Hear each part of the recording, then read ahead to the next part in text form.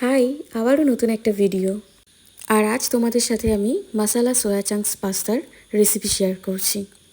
আচ্ছা, আসল কথায় ফেরা যাক। প্রথমে জানাই সবাইকে অসংখ্য ধন্যবাদ, যারা আমার ইউটিউব পেজটাকে সাবস্ক্রাইব করেছো আর আমাকে সাপোর্ট করছো। আমি জানি আমার সাবস্ক্রাইবার অনেক কম, অনেক আস্তে গ্রো করছে।